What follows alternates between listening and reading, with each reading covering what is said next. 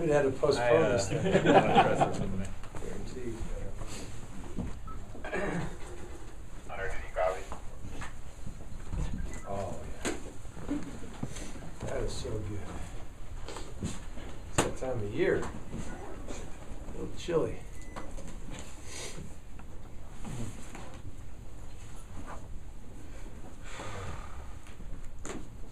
Jeez, we're having fun here. All right. That chocolate feels good.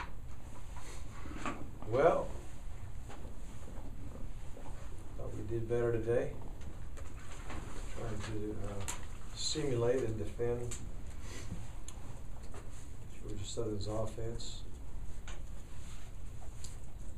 We'll put the pads on again tomorrow for a little while. And I don't know if we'll have them on the whole time, but I think we need some more work still. Coach Grantham believes we need some more work with full pads on, so we're going to do that. And hopefully we'll get as close to game speed as we can get. You know, it's not the same, but we're getting there. But I thought offense was pretty sharp today. Sometimes when it's a little chilly, everybody moves around a little bit faster to stay warm. That's a good thing. So I thought we had good tempo as well. So I'm ready. We all ready. How many times have you gone full pads every day in practice since you've been here? Is that something you've done before? Every day during the week? Yes, sir. Every day During during any the given week. week? Yeah, no, during in season. We just don't do it. I mean, we just, Tuesday's it, Mm-hmm. if that's what you mean. Yeah, I mean, how many Normal days week is before? I mean, Tuesday. it seems like it's something unusual that y'all doing going full pads every day this week. Yeah, well, we did do this a year ago before the Georgia Tech game. Okay. But you can't hardly practice against it without putting pads on, or at least if you try to get any kind of realism. So we just felt like the best thing we could do is teach our scout team to go full speed, and we'll let them watch film to try to see what positions they play and see how Georgia Southern does it, and try to do it just the way they do it, the best they can. And just know, normally we're not interested in cutting our teammates and things of that nature, cut blocking them. But if we don't do it and just try to act like we're doing it, or do anything less than full speed, we're just going to be in really big trouble. We still might be in trouble. I don't know. We'll just have to wait and see.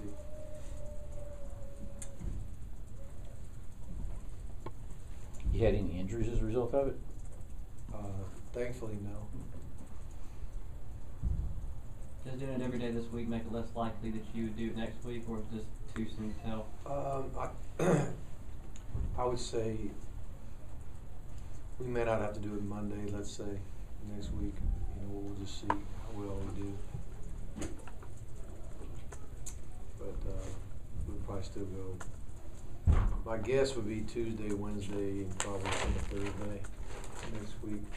Just to give us to see how we're doing. Hey, just talking to Tavares King this week and trying to find out if he was going to wear Marlon Brown's jersey number again. Of course, he got the joking around. I don't know. Maybe I'll wear Michael Bennett's this time, and that kind of stuff. And he said he was going to run everything by Coach Richt. Yeah, he didn't say anything to me. He hasn't said anything to you. I'd be fine if he wants to. It's not. I guess you got to be kind of careful on that thing because you have guys changing jerseys every week for one reason or another. It's not something you see a lot. Yeah. I mean, at TK, I know. I knew he was going to want to do Marlins. I mean, yeah. And he's good friends with Michael too. Him and Marlon, I think we're probably a little tighter. Both seniors and all that kind of good stuff together. And but if he wants to wear Michael's, I'd be okay with that. You can tell him I said. Yeah. But you need a certain amount of time, right? I guess they got to stitch his names on. Yeah, I don't kind know of what stuff, that takes. That's a Meshad question. Yeah. By the way, John Meshad and his lovely wife had a child today. And I wish I knew his name right now, but I don't. We need to get that. See if we can call somebody. You got your phone? You got Misha's number? I don't know if he'll answer it, but I'll call him. Call him right now. Just say Coach Rick's in a press conference right now. We'd like to know the name Put of you your on son. speakerphone with the press conference. Yeah. Really, I'd like to be able to say that. The release.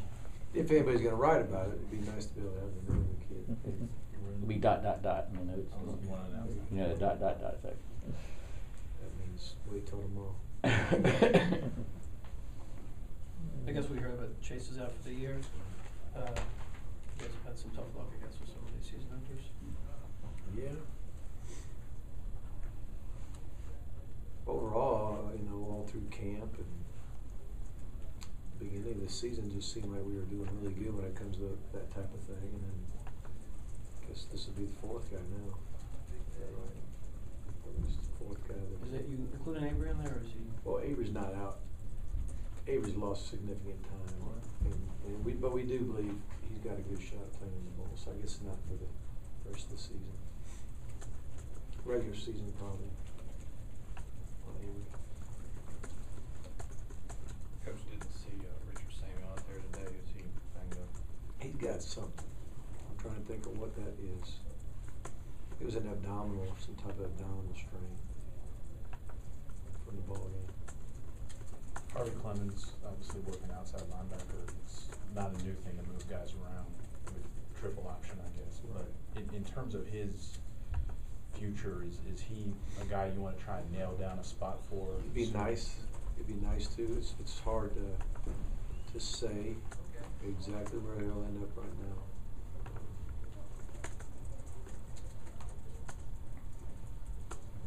I just don't. I don't think we could. I think he could end up at linebacker or safety. I don't know where he's going to end up. Is this week more about scheming up for what these triple option offenses do, or is this kind of a beginning of the transition to him? It has 100% to do with what we're trying to defend. We have it. Okay. Okay, here we go. John and Nicole Mishad, that's Nichole. And that's Chole, Nicole. Had a baby boy, A baby boy, 7 pounds, 6 ounces, 21 inches. For all you ladies that keep track of that. Michael Clayton. His name is Michael Clayton Mishad. Another miracle. It's awesome.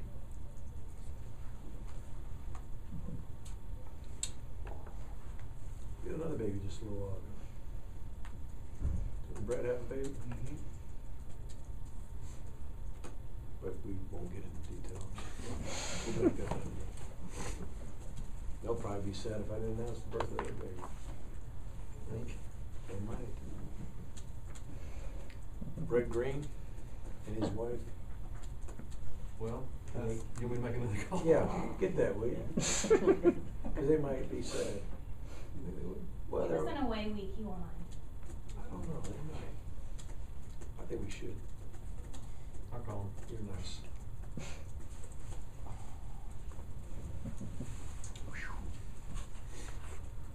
Babies everywhere.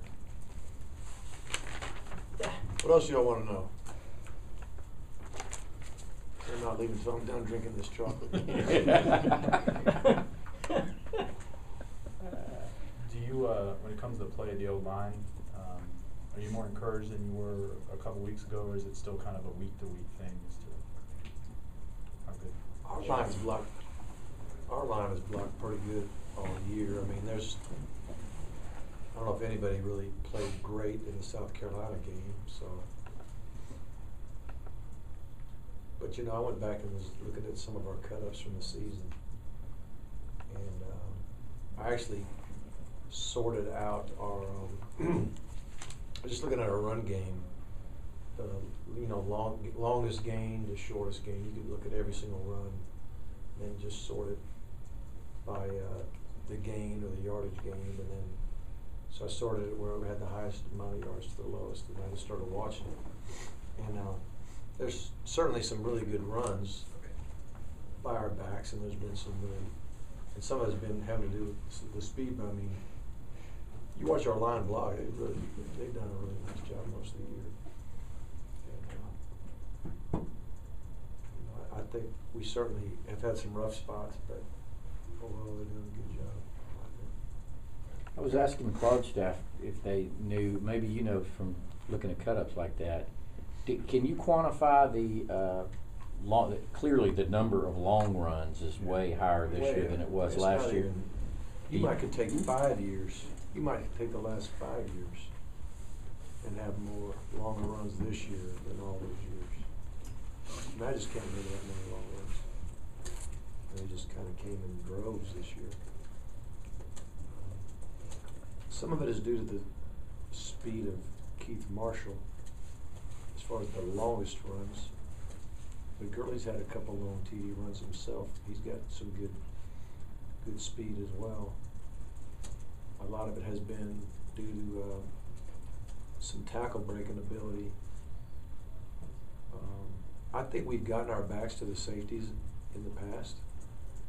But I think these backs either, they've done a good job of making a miss and having the speed to go the distance or a long way, or they've been able to break the tackles of these safeties that are unblocked and then being able to run, beyond that.